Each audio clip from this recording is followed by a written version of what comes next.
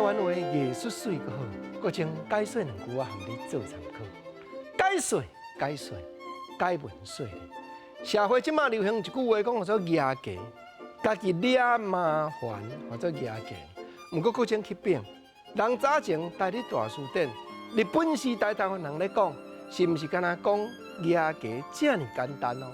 在你大书店内底记载一句讲无价牙交易。啊，都无价啊，总无讲你去举交椅。咱知影讲交椅有身份的人咧坐，娶某大姊坐金交椅，可比讲坐金交椅的得富贵。所以代志已经收煞，谁知影讲无价通好举，你专工去举交椅，安怎样解说？人日本时代书店就甲咱讲啊，这叫做再度惹起麻烦的事端，代志好收煞，你毋啦？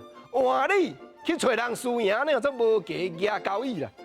共款在你大书店内底，搁记载一句，讲做拆价家己举，对，举价，安尼啊，搁无够自惹麻烦，啊，搁有女汉的拆价家己举，迄副价是你家己拆出来，是你家己记出来，记好拆好了，对颔棍仔套落，安尼家己举咧四界行，安尼做拆价家己举。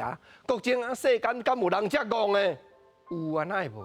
书店内底就甲咱说明啊，拆价家己举，解说就是自作自受，家己去做，家己担当。这款麻烦费气大，你家己惹的。安尼毋则讲做拆价家己举，啊，搁有哦。啊，搁有共款在你大书店内底，搁记载一句讲做举红价。我知啦，国情啊，这四句联有咧念啦，有咧念讲吼，想要嫁红饭红色，无疑嫁红举红价。对，本来咱嫁红是望红照顾，结果毋是啦。谁知影讲吼，红无才调甲咱照顾，反头加一人爱看咱食清，换咱爱去保护咱红婿，安尼叫做举红价。我哪有人举红价？我哪有人举某价？我哪有人举囝价？所以吼，举什么价，就是为着什么人伫咧自找麻烦。解说就是伫咧遮，举红价为红伫咧找麻烦，举某价为某伫咧找麻烦。啊，若举囝价，原来满是有诶孙人会感慨，讲甘愿卖生啦，较袂伫咧举囝价。所以早前诶台湾话真艺术，游玩啊真丰富。